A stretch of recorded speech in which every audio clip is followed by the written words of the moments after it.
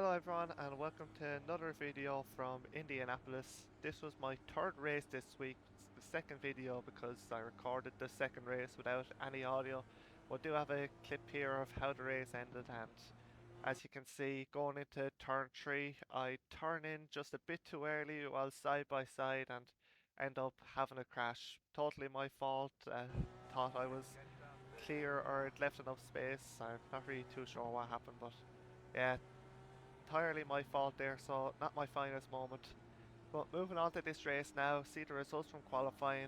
We're down in 12th for this one, even with a pretty good qualifying time, but it's just so close. We're still just a 10th from pole position and we're all the way back in the pack, so going to be important to try and keep it clean for this one and avoid any wrecks that might happen ahead or around us. So coming up to the green now, getting ready to go. It's kind of impossible to see when the leader is actually going to go from this far back with all the cars between us, so just have to react quick to the cars ahead of us. And we go green in Indianapolis, and the car ahead of me does not get going very quick. You can see the gap to the car ahead of him, so into turn 1 we go down the inside, or at least we try to. I was very nervous there that he was going to come down on me, so backed out of that one.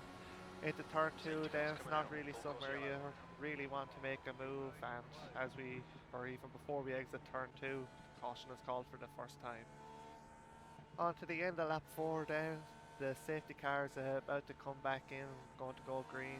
A bit far back from the car ahead, and I thought we were going here, and I really had to check up to not hit into the back of the car ahead of me, but as I go past on the inside, since I don't do over racing very often, I didn't know you weren't allowed pass on the inside before the line actually starts, so we ended up getting a black flag, a drive-through penalty, and see on the in-lap there we were passed by a load of cars. I just wasn't really concentrating on the race at that stage. I was just more in shock having to do this drive-through, but to come to the end of the pit lane then, luckily another caution is called, so we're just going to drop to the back of the pack and we're going to not really lose, we're not going to lose a lap or lose out too much.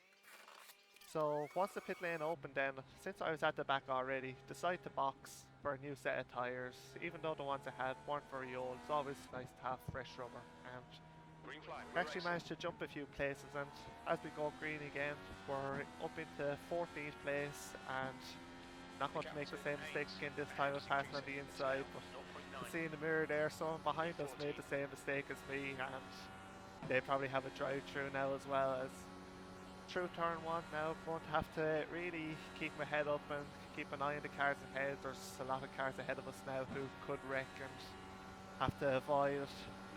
On the exit of turn 2, the car ahead of us, he is lapped, so didn't get a great run onto the back stretch, so we're going to move past him and not have to worry about that lap car anymore, and we can look forward and try and make up a few more positions. We're a bit far back from the pack ahead, but as we saw previously in the last race, slipstream is so strong here that it doesn't really matter. Down the main straight, don't know what's happening here. The black and red car was really slow. The yellow car backed out, and through turn 1 we go for a move on the inside of the black and red car. I drift up a bit high and make a big contact. Luckily for me, I was able to catch the slide and we managed to keep going. Unfortunately for the other car, I believe he hit the wall then and is out.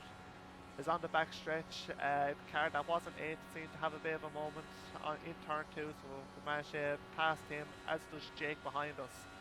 And this was actually really fun part of the race. It's not too often in iRacing where you get some really smart drivers, but I'm 2.5 seconds back from the cars ahead, and you can see there in the mirror that Jake gets really close, but he decides not to go to the move, having the smarts to know that if we start battling, we're not going to catch up to these cars ahead. And even just through turn 1 and 2 there, we managed to close nearly half a second to the cars ahead. Into turn 3 then he gets very close once again, but again he backs out, playing it smart, just trying to work together to get back up to the pack. Out of turn 4 then, He's very close, and he definitely could have went for a move here. Looking in the mirror, the extra speed he has, but as we exit turn one, you can see on the left-hand side a car wrecking to the infield. Since there's only one car crashing, it's kind of off the racing line. No caution called at this time, so we can keep on going green. It's probably definitely the longest green period I've had in one of these races. There's been a lot of cautions this week. I've really only been doing the fixed races because the time suits better, and yeah, cautions and cautions and cautions as we come down the back straight or front straight. Again in the mirror, Jake decides to stay in behind. Unfortunately, on this time, as you look in the mirror, he washes up wide and he ends up hitting the wall. Unfortunately for Jake, it was kind of fun working with him to try and catch back up.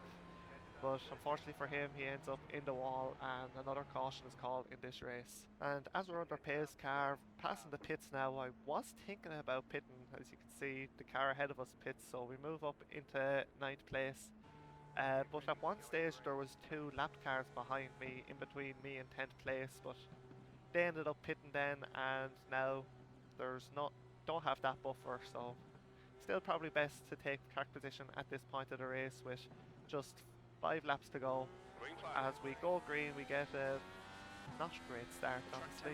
Something I definitely need to work on if I'm going to race more IndyCar, especially the ovals, the restarts. Through turn one then.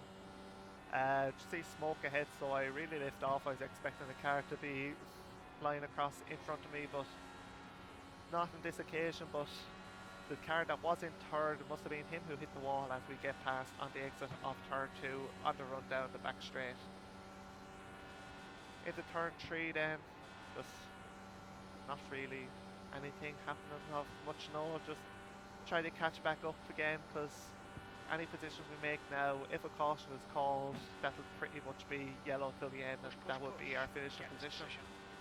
Weaving down across the yard of bricks into turn 1. Big lift, get a lot of understeer from all the cars in the dirty air headless. We actually end up touching the wall. Luckily, don't get any damage or much damage, so we're able to keep going.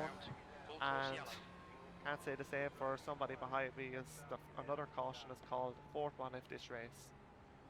And unfortunately, that was the end of the race then. The safety car stayed out until the end, and we crossed the line under yellow to finish in 8th place. So we're going to look at that crash we had now in turn 1. You can see there, going complete opposite lock into turn 1, and the black and red car of Leon ends up in the wall and out of this race, unfortunately. So looking at results then, obviously finished in P8, gained a bit of iRating, lost a fair amount of safety rating, but started from P12 to move up 4 positions with a drive through and crash with the wall and another crash with Leon, unfortunately. Suppose I'll take that result. It's better than the last race I tried where I ended up in the wall. So yeah, happy with that, and moving on to the next race.